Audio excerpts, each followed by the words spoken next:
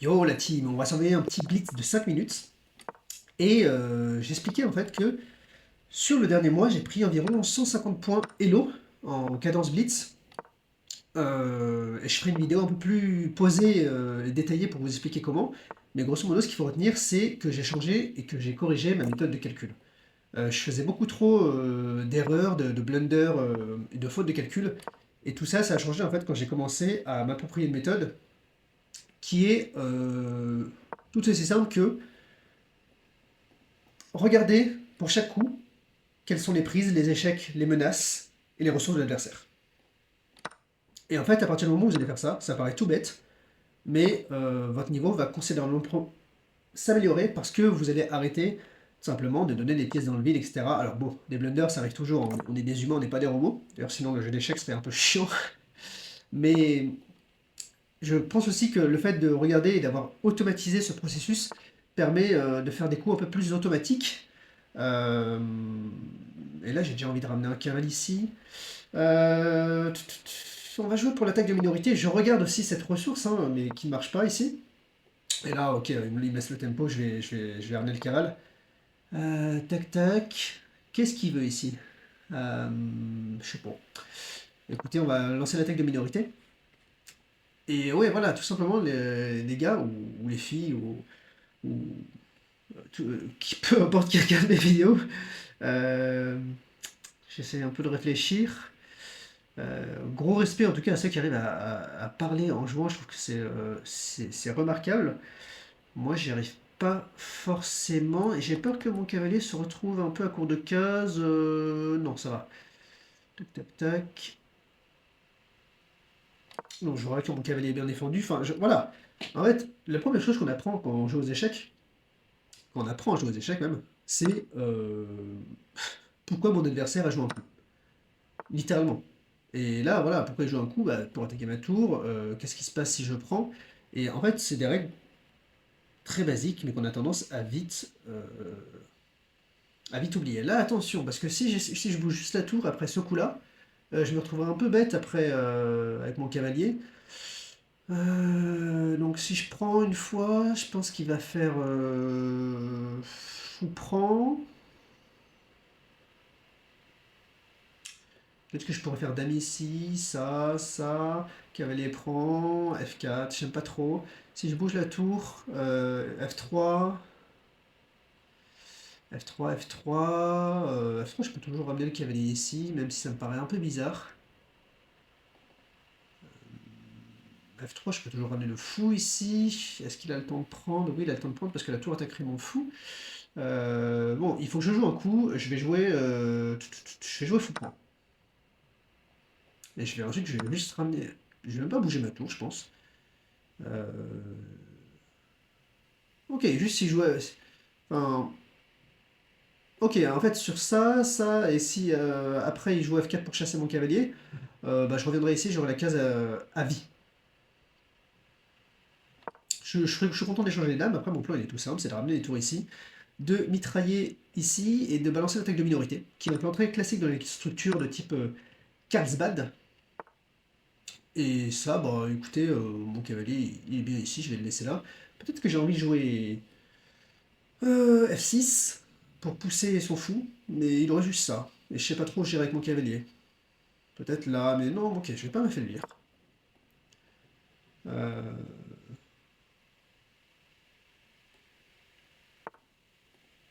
ouais, F6.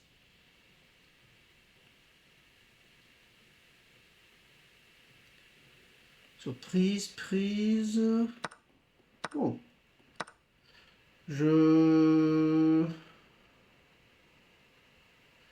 Est-ce que je donne encore un pion comme ça? Je pourrais pénétrer. Moi, je vais ramener ça. Et si il veut tout défendre avec un coup comme F4, peut-être que... Bon, déjà, je vais jouer G6 pour empêcher l'avancée du pion ici. Mais surtout, après, mon coup, c'est tour F8, peut-être tour C4 ici. Euh, Ouais, là, j'ai encore plus envie de jouer ça. Avec l'idée, si je joue ça, je fais juste prise, prise. Ouais, je vais d'abord jouer ça. Genre- Et là, comment il défend un pion? Et je trouve ça très risqué de sa part de faire ça. Hmm. Je trouve ça très risqué maintenant. Je vais créer une autre faiblesse. S'il prend tac et je vais attaquer ici. Et surtout, ça va me laisser ça va même pouvoir me laisser pénétrer. Prise, prise. Et là, je vais. Ok, je pense que je vais récupérer un pion ici. Euh, Ça va bien finir par craquer, non? Là, il saute au clou.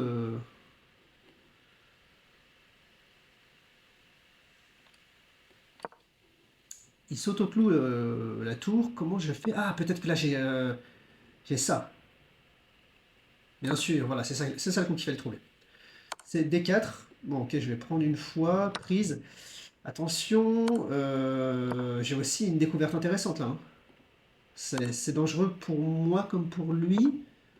Et sur ça, prise, prise, prise, prise. Tac, j'aurai encore le temps d'arrêter le pion. Je pense qu'il va bouger le roi en H5. Je vais faire pion prend, pion prend. Et peut-être tout simplement tout liquider. Et si les tours se liquident et qu'à la fin je récupère avec le pion, j'ai un tour passé. Il n'aura pas le temps de pousser ses pions ici à la dame. Je comprends pas là. Tout gagne. Je peux même prendre sur échec et ensuite récupérer la tour.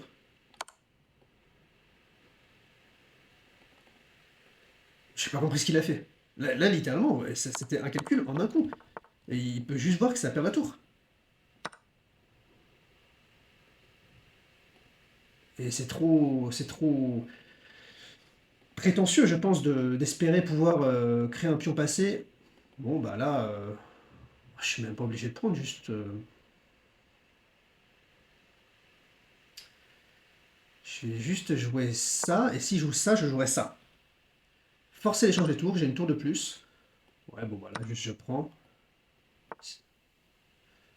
Bah là, encore une fois, juste. Je vais récupérer encore un pion. Je vais récupérer ce pion d'abord. Vous voyez, là, mon adversaire juste a eu la flemme de calculer. J'avais ça qui mettait fin à la partie. Là, j'ai encore un pion. S'il va là, je vais là. Là. Je vais aller là. Là. Et je vais juste aller. Adam.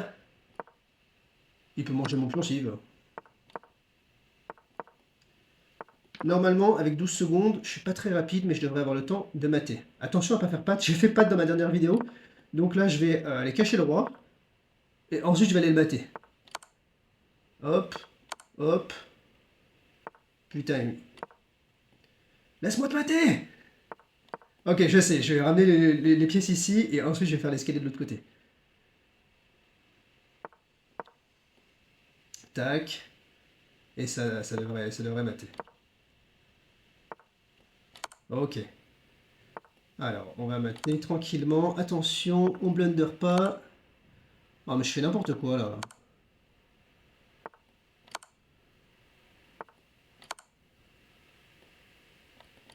Allez, là. Faut pas que je blunder. Je pense qu'il va jouer roi C7. Roi C7, non, tac. J'ai encore le temps de faire l'escalier. Tac, ok. Voilà, j'ai plus de temps. Oh là là, c'est terrible. Je pense que je vais être obligé de prendre le pat. Aïe, c'est terrible de jouer comme ça. J'ai 0,008 secondes. Il attend. En fait, il y a encore un piège pour lui. Parce que s'il joue roi C2, je peux pas jouer dame D8, il prendrait ma dame. Mais si je joue ça, je pense que... Non, il n'y a pas patte. Il y aura forcément une case.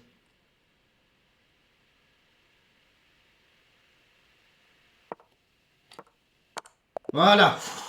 0,06 secondes. J'ai bien calculé. Ah, il a joué un peu de manière salace, mon adversaire. Bon, voilà. J'espère que cette vidéo vous aura plu. Ce sera une petite vidéo que je voulais faire rapidement. Mais dites-moi si vous voulez que je fasse une vidéo un peu plus posée sur comment améliorer votre manière de calcul. J'ai l'impression que la vidéo que j'ai faite sur la tactique vous a vraiment plu.